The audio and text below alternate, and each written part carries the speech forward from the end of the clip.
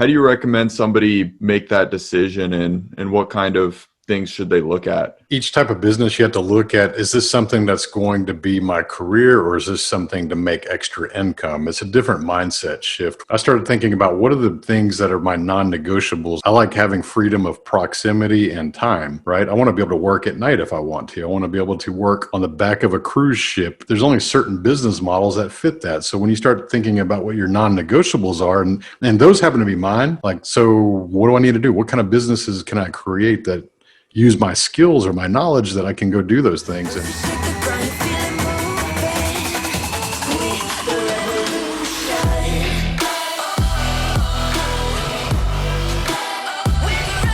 welcome to the Braddog Media Show with your host, Brady Casper.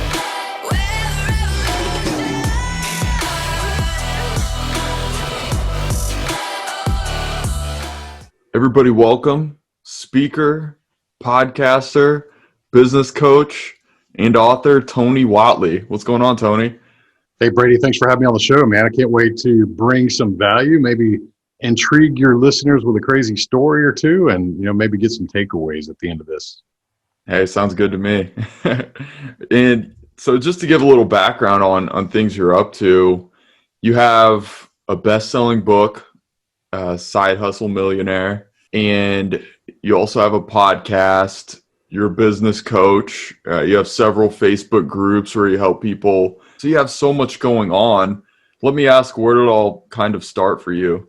I would think that entrepreneurship is a fancy word that we use nowadays, but I think it stems from just necessity for people who didn't grow up with things, and we had to go buy things. Well, my parents weren't going to ever give me anything. So I was the kid that was knocking doors as a kid and asking if I could mow yards or wash cars or walk dogs or anything I could to make money. That's how I bought my video games and my skateboards and my bicycles, because I really only got gifts for Christmas and my birthday each year. So when you think about it that way, I just really had two hardworking parents.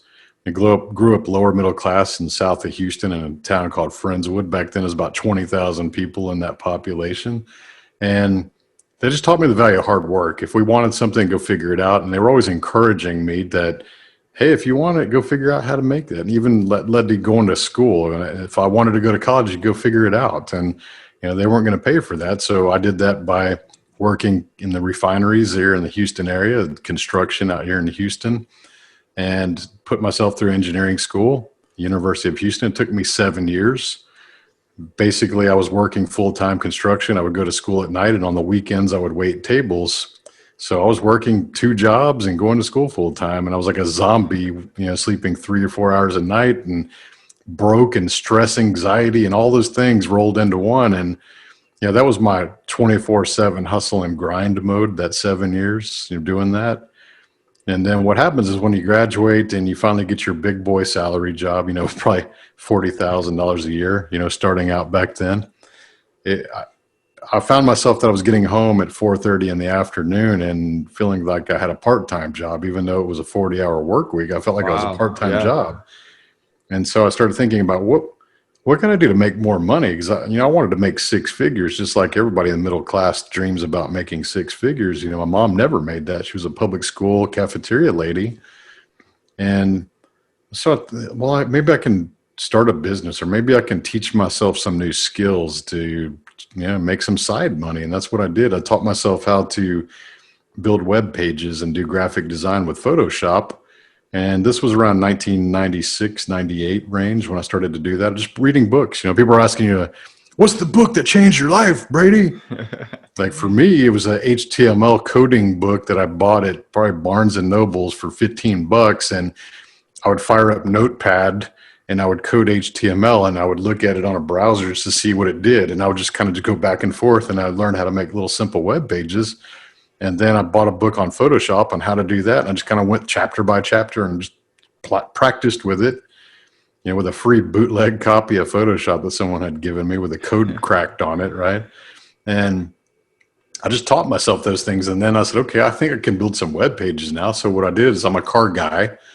I went around and talked to shops and say, hey, do you have a web page? No. Well, I can build you one. And sometimes I would trade car parts. Sometimes they would just pay me.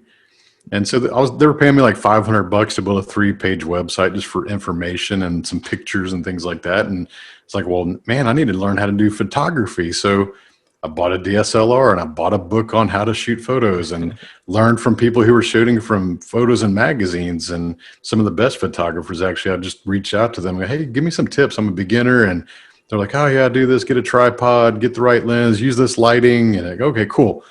And so now I was able to photograph the cars and the parts, build a little web page, and actually design the logos and all that. And that's what I did for a while I had my job. I would build these web pages in the evenings, and I was probably doing 2 or 3 a month. So not bad, $1,500 extra a month doing those things. And that led to me building LS1Tech.com, which grew into the largest General Motors performance website on the internet. And that grew to over 300,000 registered members, and we made millions of dollars when we sold it. Wow. Man, that's amazing. And it's so crazy how that work ethic from a younger age really, led to all the things down the road. You probably didn't think at the time that it would be building that foundation that, has led to so much success later on. No, not at all. I think when we started the company, we actually wanted to make $500 a month. Wow. And the reason is that was the car note of the Trans Am I'd bought myself when I graduated college.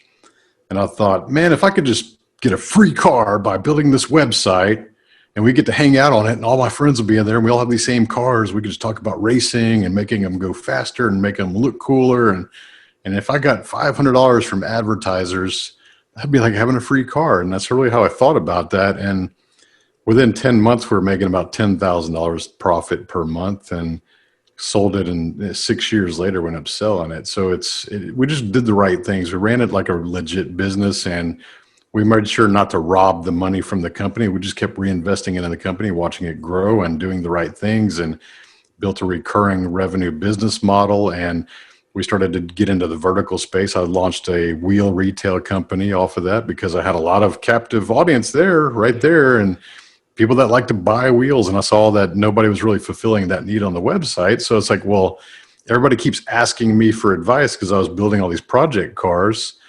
And I said, what would you put on this car? What wheels would you pick? Where do you buy your wheels? And what offsets or backspacing do you want? And I started keeping notes, all this stuff. And then I said, you know what, why am I referring this business out when I can just be the point of sale? They're coming to me for the information. Why don't I just start another company? And that's what I did. I started Deviate Motoring around 2005. And I was basically had a side hustle within a side hustle within a side hustle. So these other companies would come and say, hey, man, we'd love to advertise on your website, but we don't have a website. It's like, you know what? We can build websites. And by that point, I had farmed out the work. I'd found other people that could build websites a lot cheaper and a lot faster than me. They were probably a little better than me. And I'd go, hey, yeah, you need a website to advertise. Otherwise, nobody can go to your website. So how about we do that for you? So again, building verticals, which is building within the same niche or the same industry as supporting roles to actually get the more money out of that, Yeah, no, there's huge opportunity in that. And it's, man, such a money saver. And then you create another revenue stream. Yeah. So something I'm kind of curious about and get your opinion on. A lot of times people recommend just sticking to your one niche, your one vertical for an extended period of time to be really established before you create those different revenue streams and those, additions onto the company. Did you think of that and really focus on just that one lane for a while, or did you just right away, as soon as those needs come up, start a new vertical? And what was that process like? I think you should always be focused on one business because it's always comes down to a time constraint thing, right? So you have a certain level of energy per day to use, and you have one business to focus on, especially if you have a full-time job like I was working. Actually, I had a full-time job during that entire thing, which is why they called me the side hustle millionaire. I was still employed and making less at my engineering job, but I had time to do that because I built the processes down where I only needed to use about an hour a day to manage that company because I built the team to do the things that I used to do. And near the end of it, I actually got to use it as a consumer and just enjoy it like a spectator and get paid to do that. So you can build these things by creating the processes and the systems that you can teach other people, your employees or your staff, to do for you.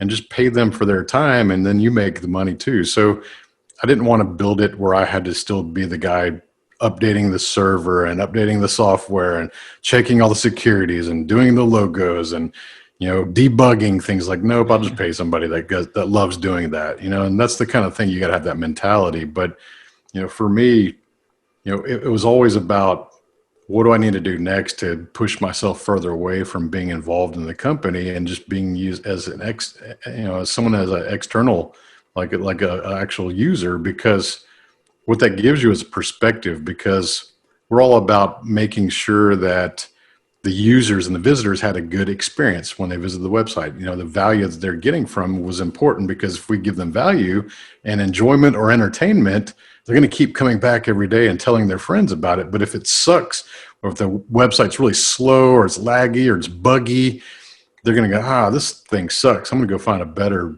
place to hang out. So we were always good at making sure we had the money, that we were always staying ahead of any lags or slows or any kind of depreciation on the user experience. And that was one of the things that you get to enjoy as a spectator, as a user yourself, is you get to see the real time how it's doing it, because otherwise you're in the business and you're too focused on the day-to-day tasks and all the things that are distracting you and all the emergencies and the fires you got to put out. There was a little bit of that, but not as much. And so you get a different perspective when you use your own business as a user, as a consumer. It's like, what's the initial impression they have when they first visit your website? What is the vibe? What is the culture? What is the overall atmosphere here? What are the colors that, do they mean something? It's all these different things that most people kind of lose sight of when they're buried neck deep in their companies. Oh yeah, what do they say? You're too close to the trees, you can't see the forest, or something like that, So that's definitely a thing. Man, how did those websites look in the late 90s? Probably, they didn't have a lot of dynamic motions. I think if we did anything motions, we did animated GIFs. But other than that, they weren't formatted as for the smartphones, because everybody was still on computers back then. Smartphones were kind of emerging in the mid 90s, late 90s. And, I think there was a switch probably around 2009, 2010 is when people started to use more of the internet on the phone. So I think even nowadays, only 60% right now is using them phones versus computers, mostly because everybody sits in front of a computer at some point in their day anyway. So they're on the internet, and they're supposed to be working, but they're looking at the internet. But that's the reality. If we didn't have to sit in front of a computer at any point of the day, you're probably just really looking at your phone the whole time. Yeah, totally. Yeah, I always find that interesting, and thinking back, I remember some of the internet days in the late 90s as a kid, the dial-up. It was a fun time. Oh yeah. The terrible noise and having to turn the volume down until it dialed in. Oh, it was terrible. Yeah, if somebody wanted to use the phone, there's no internet. Oh yeah. Dad yelling at you, get off the internet. I need to use the phone. Totally. So at what point then did you actually leave your full-time job and start pursuing just your interests? When did that happen? That actually didn't happen until 2015. So yeah, I sold the company in 2007, and I still pursued the corporate world and did very well in that. I was working for the major oil operators and making multiple six figures, and I was on the executive path, working my way up, navigating that pretty well. But what kept me in there was, come to find out, as I'm thinking about it, it's a sunk cost fallacy. And I really want to explain that, because maybe some listeners or viewers will understand, why am I still working my job? Why do I want to quit? Why, what's keeping me here? And a lot of times it's the sunk cost fallacy, which means I didn't want to waste my degree, because I've just gone through that 7-year struggle and I paid for it myself, and I achieved it. And and your parents are like, oh, you should stay your engineering, you went to school for this, and all these different reasons for staying there. And also you get pretty good at it, your job, and you think about, why would I leave this? I have all this experience. Why would I leave with 10 years experience or 20 years experience? Like, I have all this experience and they're paying me all this money. And that's what keeps most people in their jobs. But the thing is that you're not really getting fulfilled. You're getting that as a paycheck. And I get it, because the businesses that I created did not take a lot of my time. Even the wheel business I still own today about 15 minutes a day is all I need on that. And it's Jeez. selling almost $1 million a year. So when you think about that, it's like you can be really creative and build things online where you don't have to have a lot of your time spent. But that's not to mean I'm going to go sit on the couch and be lazy the rest of the day, because I'm very driven and I like to do new things and stay busy. So I need some things that fulfill me to occupy the rest of my day. Most people will be like, oh man, you're making all that money, you could have just like not done anything. Well, that doesn't suit me because that doesn't fulfill me, right? So the job was fulfilling, paid well as a bonus, but it was a way to learn new things. And I don't regret that, because when I go to the corporate world, I was managing projects that were almost $500 million, and that was my authority. So I had teams of 75 to 100 people, and it was international. I was working in England and in France and just all over the world and doing these different things. So I learned a lot about risk mitigation, processes, systems, leadership, all these different things, and working with really big numbers with daily burn rates offshore, usually $2 to $3 million a day burn rate. So it's a lot of risk, a lot of high reward, but I got very comfortable at dealing with really big numbers and understanding processes and project management, that all those principles you learn can apply directly to small business. So if you're thinking about that and you got a small, working for a company, quit thinking about it as a task oriented thing. Like, I just got to show up and I got to do these tasks and I go home. No, think about, what does this company do really well? What do they do really weak? Is there something I can learn from each of these tasks, no matter how small they are, that I can apply to my business that I'm going to create? My first job was McDonald's, age 15. And while most people were bitching and complaining about having to wear the paper hat and the polyester suit with the golden arches and name tag and feeling embarrassed when your teenage kids walked in and recognized you because you're working at McDonald's, I was the one looking around going, wow, I worked for the #1 franchise in the world that grew faster than any other company in the world. Got to be doing something right here. Yeah. What is it that I think made them do things right? And I started looking at the kitchen layouts, and everything's based on efficiency. This goes here, and then this goes here, then this goes here. And they know the split seconds that it takes to do that process and how fast they can get the burger. If you had to run back and forth across the kitchen to make one burger, it would take you forever to make a burger. But if you do things quickly, even down to the dispenser sizes of the condiments, the ketchup and the mustard had different sized dispensers that were pre-portioned for a taste versus quantity versus what they've done all their group testing to tell them, like, we only like this much mustard, or too much of that, we don't like the flavor. So they do all this research, and they got it down to like a really well-oiled machine. And I was 15 taking mental notes, and a lot of the things that I learned back then at McDonald's at my first minimum wage job, which I was there 2 years, I was able to take that into my corporate level, businesses, and also in my own personal businesses, and understand, like, how do we make things more efficient? Yeah, no, it's amazing you had that mindset at such a young age. And I would have to think, if you had any of those conversations with any of your coworkers, they'd probably look at you like a weirdo, like, oh, who cares, man? Just get the fries made. That's it, man. Yeah, totally. Yeah, we learned how to shave seconds, and the drive-through, even back then, they were really critical on time. So whenever someone would place the order and you totaled it, the timer would start, and then the second window would have the clock that shows above each order. Yeah. And we had a certain, I don't remember, it was a minute and a half or two, I can't remember, but it was a time, and the thing would change colors when the time expired. So you knew, like, shit, we need to get this thing out. And that's how the managers got measured, on their bonuses. Like, they had an average time printout for each shift. No, it's amazing. Yeah, I mean, geez, the most successful companies like that, their processes are down to a science, and it is They measure everything. efficient. They measure everything. Yeah, it's amazing. So, kind of going back to your transition from side hustling all of your passions, and eventually just taking a leap fully into that and leaving your full-time job. Mm-hmm. I'd like to get into more of how somebody makes that decision. Maybe they have their side hustle built up to where they're making enough money where they could leave their full-time job, but obviously that's kind of a tough decision. How do you recommend somebody make that decision, and what kind of things should they look at? I think that each type of business, you have to look at, is this something that's going to be my career, or is this something to make extra income? It's a different mindset shift when you understand that. For example, the wheel business that I still own, I never wanted to make that my career. That it was always been my side business, right? Even though it pays really well and I could grow it bigger, I never really wanted to be the wheel sales guy of the internet and just grow a big company and just had to show up and mount and balance tires and deal with a bunch. I didn't want discount tire and had to go manage that. So I started thinking about what are the things that are my non-negotiables within businesses that I create. And for me, I like having freedom of proximity and time, right? I want to be able to work at night if I want to. I want to be able to work on the back of a cruise ship anywhere I want to in the world at any time.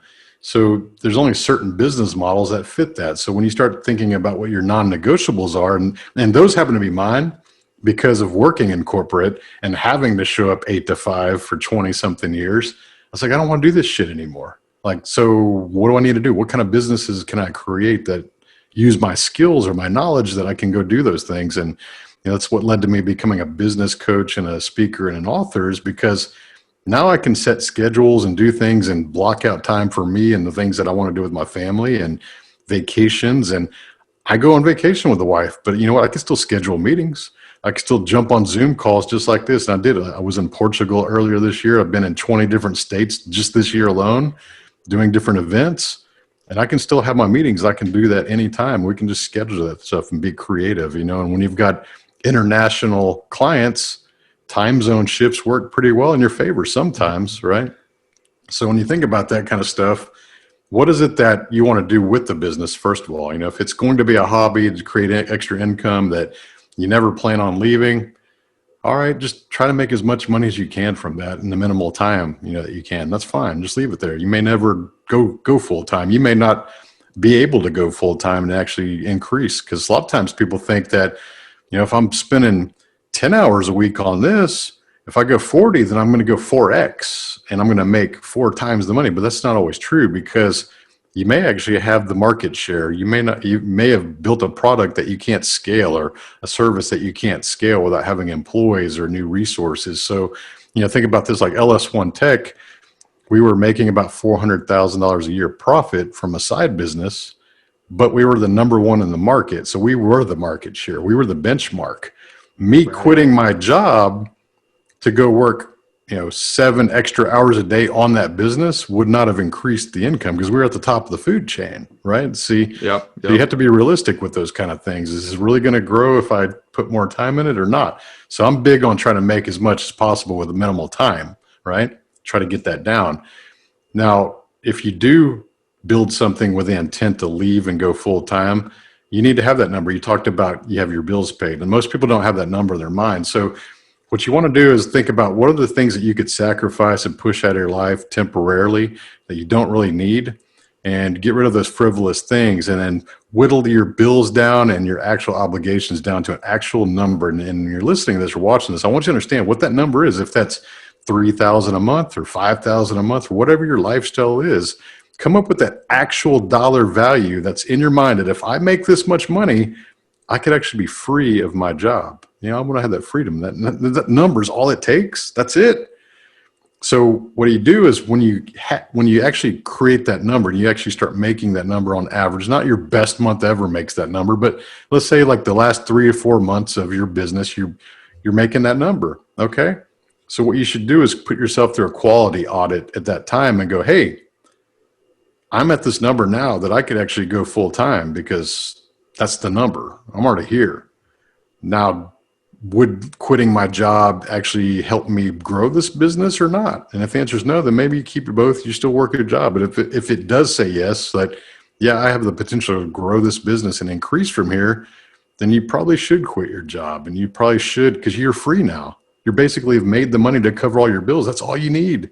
Now you just got to get in there, go full time, turn it up, and it's going to get the reward that you put into it. So make sure you know that number. Most people don't. They just kind of meander, and the business is doing good, and they just kind of still working their crappy job, and they hate their boss, and they're just settling for less, and they could have quit their job and done things and actually been a lot happier.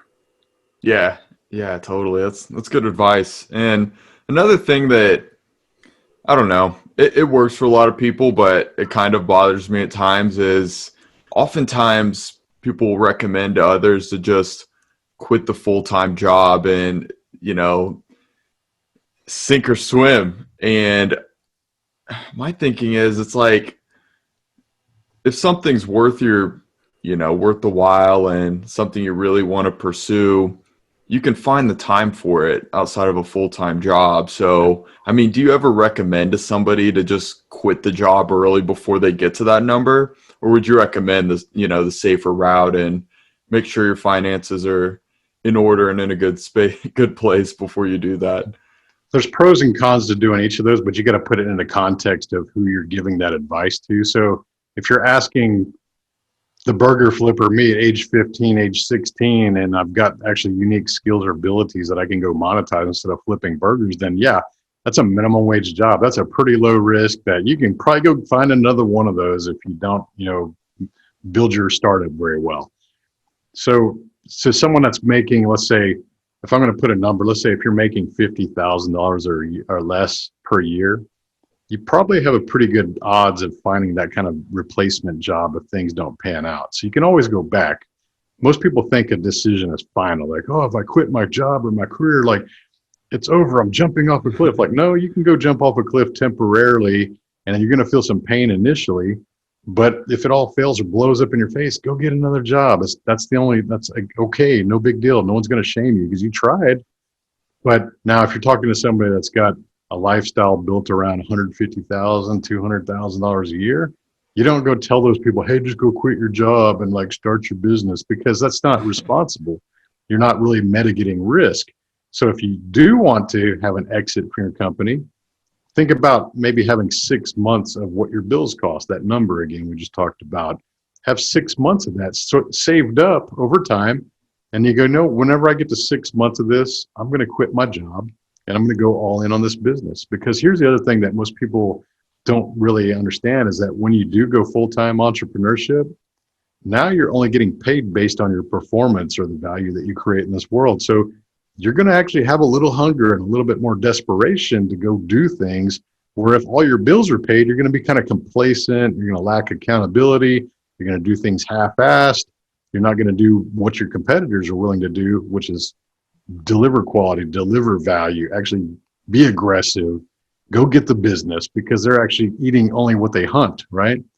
So you actually kind of are a half-assed entrepreneur when you have income paid by external places, because that's just who you are until you see who you are. And what I always think about is like, you never know how good you truly are unless you're willing to risk losing, right? Yeah. So if you got all your bills paid by a job, you're not really risk losing anything. You can actually be far more aggressive if you use that mindset, but most people don't. They try to play it safe when all their bills are paid. Like, you know what, if your bills are paid, don't play it safe. Like, go all in and do crazy things and like try something new, and like you're going to build some company that's going to make a lot of money because your bills are paid. You don't have to worry about that part. But a true entrepreneur has to weigh risk versus like losing everything on a daily basis, right? Yeah. Yeah, it's a good way to look at it. And yeah, it's interesting. I think it definitely depends on the person, and maybe some people need that drop in the deep end and kind of be forced to push themselves. So I've heard of your book, and I haven't gotten a chance to read it yet, but I'm curious how much of this is in the book and what that's all about. Yeah, the funny thing about the book, Side Hustle Millionaire, is that when I decided to write a book on entrepreneurship, ego steps in and I think, well, I'm going to teach people all these high-level advanced things, the latest things I've learned, and the newest experiences, because that's usually what we're most excited about, is the newest things we learn, right? And so I put that out to my social media audience and I said, hey, I'm going to write a book on entrepreneurship. What questions would you like answered? Just real simple question. And I got hundreds of responses, and everybody's like, what's an LLC? How did you name your company? Where did you find the money for the company? How did you quit your job? Like very basic stuff, right? Well, an egocentric person would have said, well, that's some basic stuff. I'm way too smart and way too successful for that. I'll never write that beginner stuff because I did that 20 years ago because I'm just super awesome. Well, me being an entrepreneur, say, hey, I'm getting some really constructive and critical feedback from my potential audience who's telling me exactly what they would buy from me. Yeah. And you do this with any product or any program or anything you want. You pre-release it or you offer it as a prepay or do something just to validate the idea first, right? So the book was that. And I said, you know what? If I could answer every single one of these questions at a high level of detail and put it in a book, boom, I've got a product that people would actually pay to have because they're telling me that's what they want to learn from me. It's like, okay. So I'll put my ego on the shelf and not act like, oh, I'm super awesome. And I'll go build the book that they want. And maybe I can come back later and maybe do that high level strategy one, but this is one they want. So that's what I wrote. It's a very basic intro to business. And it's really following the advice that I've learned over 20 years of business ownership and the mistakes I've made and how to do things from the beginning. So what I really think about is who's got that job that really wants to talk about, owning a business someday, but they don't know where to start.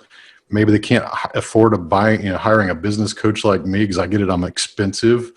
And they just got this book. It's $14 and it really holds you through that whole process. Okay, here's where you come up with the idea. Here's how you compare all your different business ideas against each other to find the one that's going to give you the best odds of success, real simple calculations. And then I go into some really simple business accounting principles, understanding the terminology of money and how to manage that, how to grow that, how to find money to start your business. And then we talk about LLC versus corporation, all the structures and all the legal stuff. And we talk about how to name your company. And we talk about how the brand actually matters and how to not create brands that are going to limit your growth, having the right foresight, under what the purpose is, understanding who the perfect customers are, how you're going to get your message. We talk about really introduction to website design, the things that are important to have on a website and things that you should avoid. So it's really to have someone go from zero to startup. That's the best way to describe it. So I would say that book is perfect for $0 to $1 million in revenue. Awesome.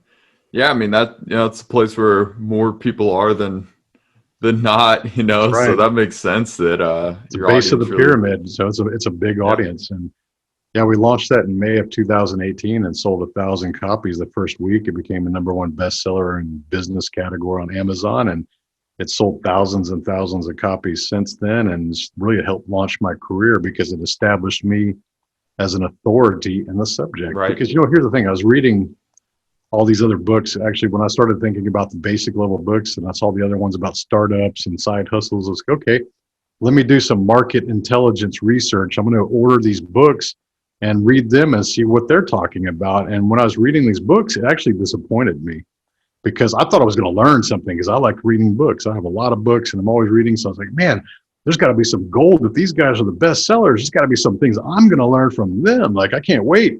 And I'm reading this book and I'm just shaking my damn head the whole time. Like, what is this crap? Like, do these people ever even start a business? Like, and are they the best sellers? And the mindset alone was such a terrible mindset because it was teaching people to think too small, right? Like, you have these business books that are teaching you, hey, if you work extra hard, Brady, you can make an extra $300 a month. And I'm thinking, how exciting. Like, why did I buy this book? Like, I don't want to make I can go pick up extra shifts at work to make $300. Like, that's just stupid.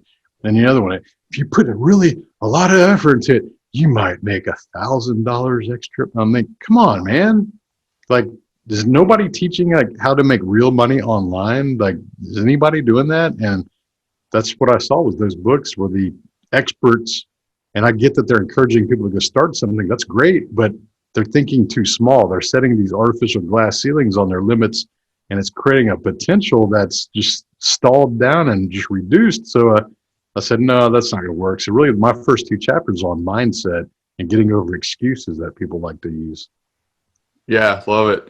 And your name for the book goes right along with that. It's not side hustle $1,000 a month. No, side hustle 100 there. Yeah, how exciting would that have been? Yeah. But yeah, and then man, you're so right about establishing yourself as an authority through being an author, creating a podcast. What has that done for your personal brand, which later down the road has helped you in business?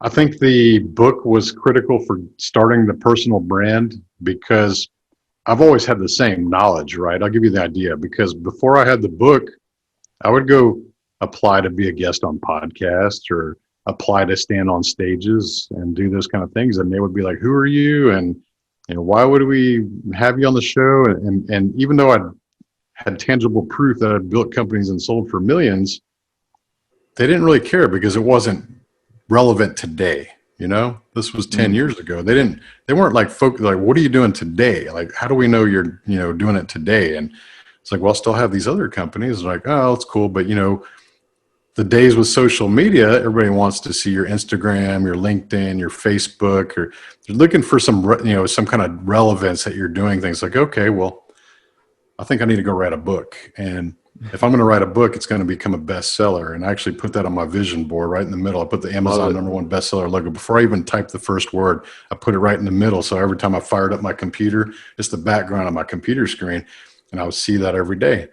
And in my entrepreneurship group on Facebook, I shared my vision board and people were like, hey, it's got a #1 thing on the front. And it's like, yeah. And they're like, how are you going to do that? Only 1% of books do that. It's like, well, if I'm going to put in the effort and spend 4 or 5 months writing a book, it's going to be a #1. Yep. And I'm an engineer. So I think about, okay, if that's the goal, how do I work backwards to achieve that goal? Well, I go talk to a bunch of people who have become #1, ask them how they did that, because is there certain things that we're not aware of to create that result? And the answer is yes. It's a process, right? You got to do the right things. You got to write the book in the right format that they've proven that has the psychology that people like. And you got to write, you got to create a cover design that's got the psychology and the right colors and the things that people will be shown to buy. You can hire experts that know all these kind of things because it's not random. And you got to know how to market the book. You got to do these kind of things. So I said, okay, that's the process. I hired the experts, got a little team, and we did it, and it got the exact result that it was expected. So it wasn't like some random thing that people think that happens. People don't just discover your book and it becomes a #1 bestseller. You do the right things and you market it, pre-market it, build the right format, have the right structure, a lot of things involved. And so you think about these different things, and it's like that was anytime you become a bestseller, a legit one, not like Wills and Testaments or like childhood, zit book or something. It's because you got to build relevance within the market or within the segment that matters. And for me, it was a business category. So, that became an interesting talking point now. And now people are wanting you to come on their shows and talk about the book and the things that you've learned and things you've experienced. And so that really what it is a book is a business card on steroids is the best way to think about it. It makes over $1,000 a month on royalties, but that's not a lot of money.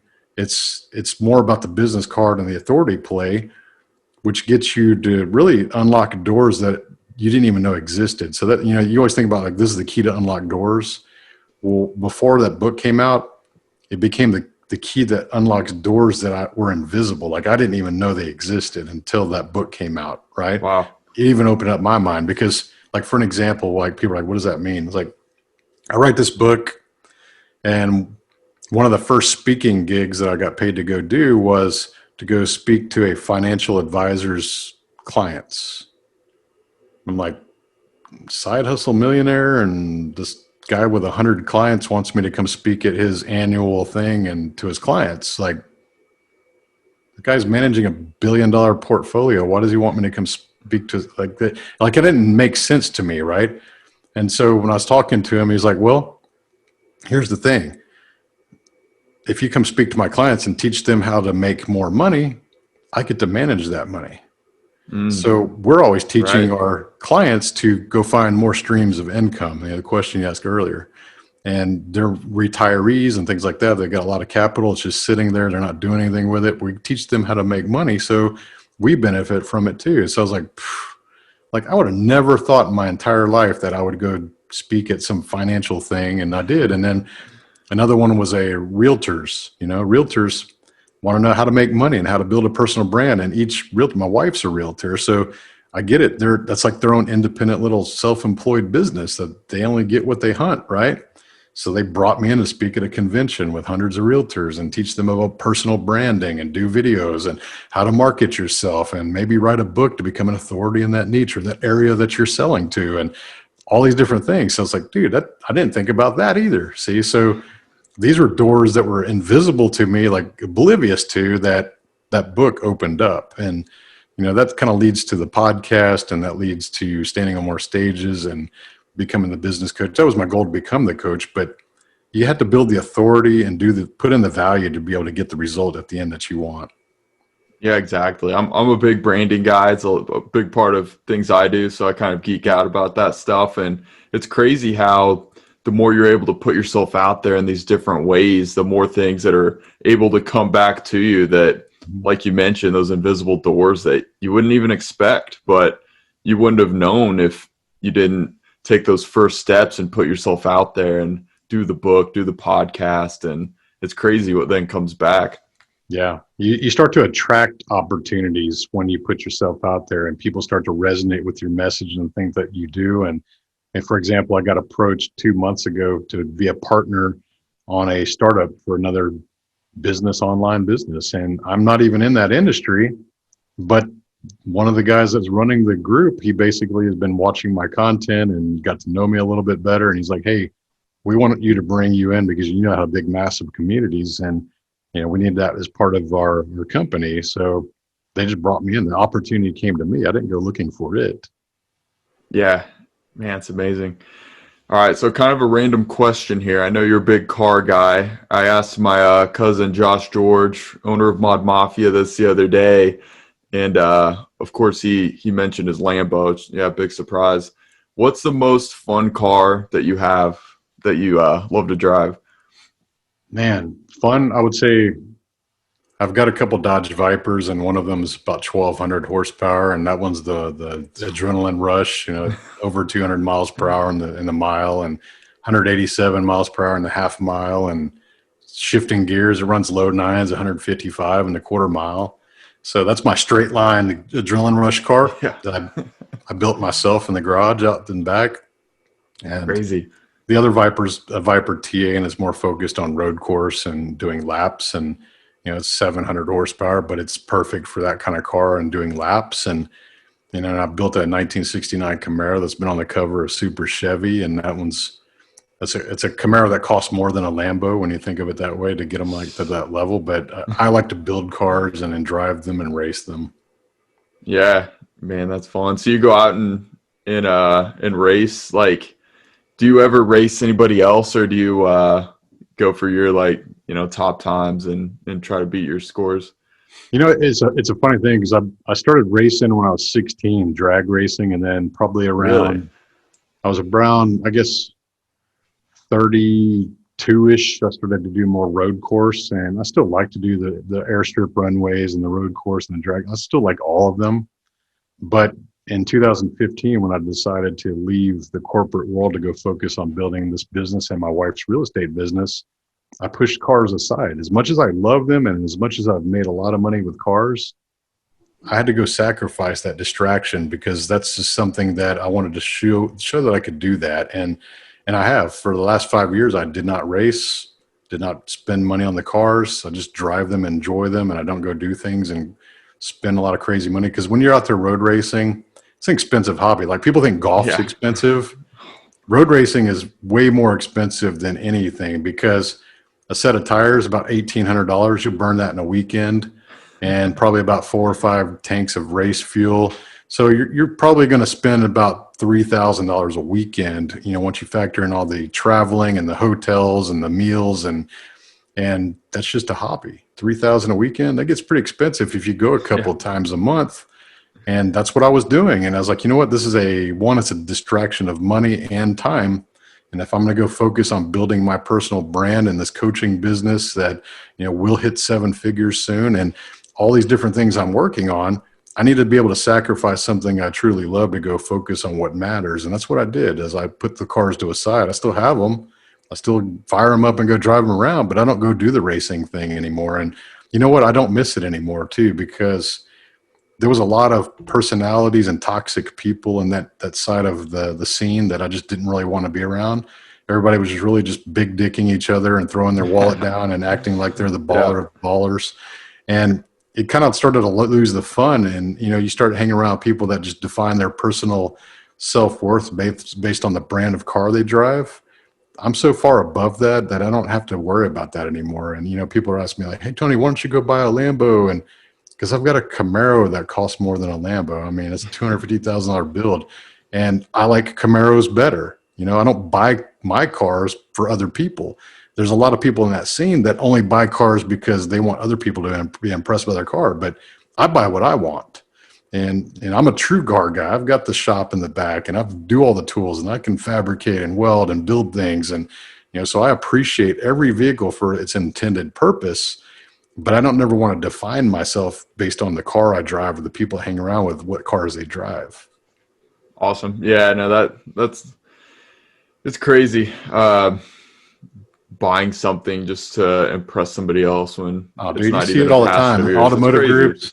How many times have you seen like in the automotive groups where someone will be like, hey guys, I'm looking at these 3 cars. Which one should I buy? Like, I've never asked that in my damn life. If you have to ask that, you shouldn't buy any of them. Exactly. You're trying to gauge the cool factor within a group where just go buy what you want to buy, and you don't have to validate why you buy something. Just go buy it. Say, I liked it. I liked it better than your thing. That's why I bought it. Yeah, exactly. It's so funny. Awesome. What are you working on to end this crazy 2020 year, and what's kind of starting at the beginning of 2021? What are you working on? Well, one of the goals I had last year was to have my first live event in 2020. And then COVID happened and everybody was closing down their live events, and some of the speaking events I was supposed to go to got closed down and everybody's running away. And I was like, you know what? That's not the kind of people that I lead. They don't like to see people, retreat and hide. So I decided I was going to have a live event. It was all my goal. I don't give a shit about what everything else is doing. And everybody freaked out in this fear that the news media has created. I said, if I create a opportunity for people to come out and they weigh their own risks and they make their own judgments and they take their own actions, which is what we teach, they do that. And so we created an event in Utah, and it went well. It had a great attendance, and it was a high-level mastermind, a little bit more of a premium event rather than an inexpensive one. And we did two days of hiking and 2 days of speakers and presentations, and it was just a really awesome bonding experience. And we did yoga and meditation and business tactics and personal brand tactics, and then we went and hiked in the canyons of Zion National Park. Wow. So we got nature and everything involved in that, and it was such an awesome event. We're definitely going to do more events, and I would like to do at least 2 a year going forward, but that was our first one and it went perfect. And my wife, testament to her, she's the planner and loves doing that kind of stuff, and I just organize the people and go collect the money to make sure everything happens. So that's my role in that. But it was a really fascinating event, and I think that's what people are missing right now. We're so disconnected and everybody's doing things virtual and stuff like that. And I mean, that's better than nothing, but nothing beats an in-person event. And so we actually called the event Advance. It's like, while other people are retreating, we're advancing. Mm-hmm. And so that's what we're going to be calling, is an advance. Love it. Yeah, man. Hopefully there's more of those to come. I know it's on your vision board, so it's going to happen. So, yeah, absolutely. So, we're going to start doing more international meetings and things like that. It'll be fun. And I'm rolling out a group coaching thing right now, small format, 6 to 8 people groups, because I find that there's a lot of value and accountability in the small groups of everybody helping each other. So it's a mastermind format. It's about everybody contributing knowledge, everybody contributing support, everybody contributing their networks to make things happen for everybody in the group. And it's a way to level up as a small group that we meet every other week, and inexpensive, really low price point, but it's going to give you awesome results. Because as much as I love the one-on-one coaching, and I have several clients doing that, it still lacks a little bit of the support group that those people want, because I'm the coach and I'm supporting them, but they don't have like the team, and they don't feel as accountable like that to one person as they do to 5 or 6. So that's the dynamic we're going to be working on, and it's going to be a crazy year for 2021. We're going to change some lives. Love it. Now I'll be excited to watch it. And for everybody listening, they can follow you at 365 Driven on Instagram. Where else should they check you out at? Yeah, my website is 365driven.com, and you'll find links to my podcast, which is 365 Driven, my best-selling book, and all the social media channels that I'm active on. But yeah, 365driven.com. Awesome. Love the branding, of course. Staying consistent, 365 Driven across the board. Awesome. Thanks so much for stopping by, Tony. It's been a great conversation, and I hope we stay in touch. Hey, Brady, good to meet you, and thank you for having me on. Awesome.